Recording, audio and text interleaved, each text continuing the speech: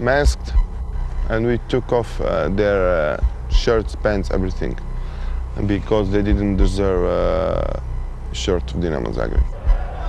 And when Croatian president Franjo Tuđman, who was also the club president, made the mistake of changing the name from Dinamo to Croatia Zagreb, they set fire to his director's box.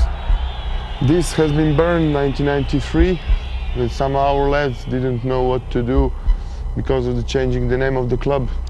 They burned all this. It was... Eventually, they got their way, and the name was changed back to Dinamo. It was good. Effectively, they run the club, and when Danny goes to see them play, he gets an idea of where their power comes from.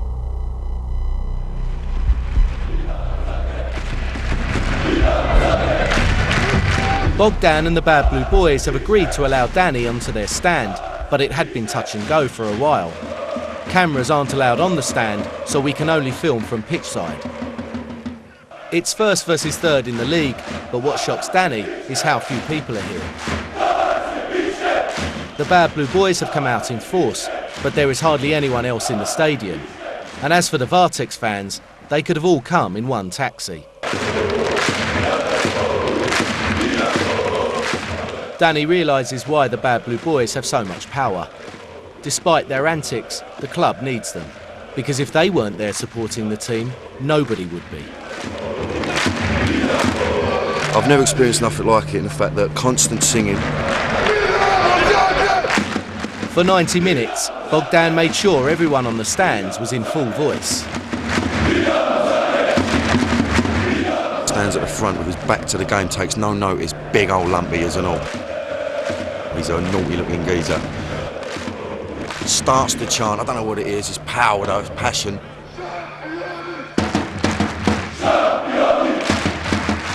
And then he puts it down, pipes at everyone. Right. Make sure everyone's singing.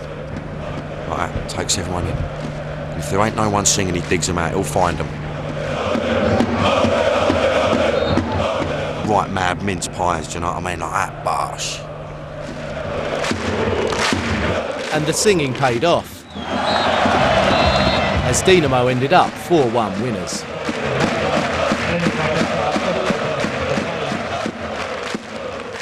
The following morning, Danny meets up with Bogdan and they return to the Maksimir Stadium. For him, this place is much more than just a football ground. This is our second home, you know. Really, when I come to this stand, I forgot on everything which is happening in my life. So how often would you say, Bogdan, that there's trouble in Croatia, trouble with the Bad Blue Boys? Is it In the 90s it was it was normal thing, like you eat every day something. Every weekend we had problems. Every away match we had a fight with the police, with the other supporters. mostly police though, yeah? Yes, mostly police, because we had a war with the president of the Croatia and the whole government. We were enemy number one and the whole police were chasing us. So this is Croatia today, the Bad Blue Boys and the Torcida, football firms fighting each other and the police vying to be the #1 firm in the country. But the animosity here is nothing compared with the hatred that is felt for their neighbours in Serbia, because that is about more than just football. They used to share a country and then they went to war.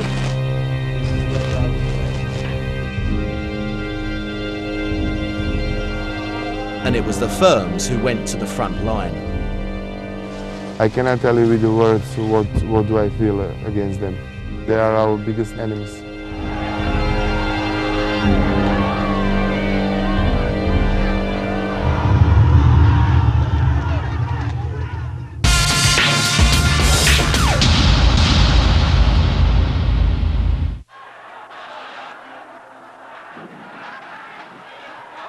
Danny's in Zagreb, Croatia, in a football ground which, although it may not look like much, witnessed an event in the history of football as significant as anything Wembley, the Nou Camp or the Maracanã has ever seen.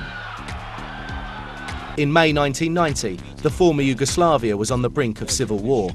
Nationalism within the two largest republics Croatia and Serbia was at an all-time high. As this political powder keg was about to explode, one of the biggest club matches of the Yugoslav football season took place between Dinamo Zagreb and Red Star Belgrade. Hooliganism generally had been rising through the late 70s and 80s, as it had across Europe. But in Yugoslavia it had a nationalist element. Red Star were very much Serb nationalists. Dinamo Zagreb were the hardcore of the Croatian nationalists. The Red Star fans went up there with acid to burn down security fences.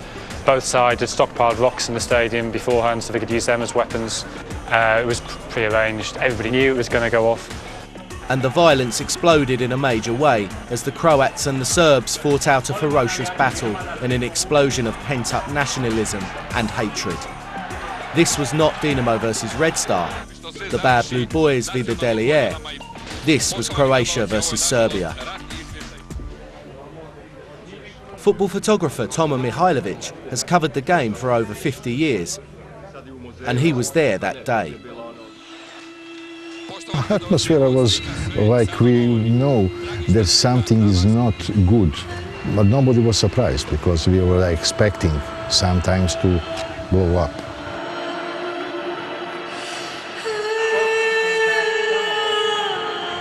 During the game, the Red Star fans started tearing up the seats in this end.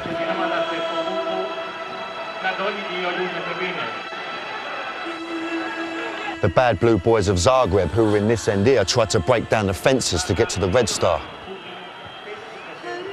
They beat back the police who, being mostly Serbs, came in for special treatment from the Bad Blue Boys.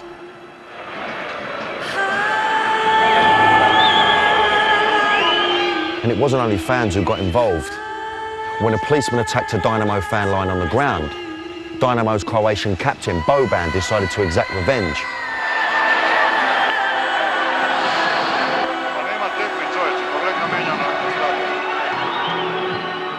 Boban's kick was a symbolic moment. For many, it was the beginning of the end for Yugoslavia.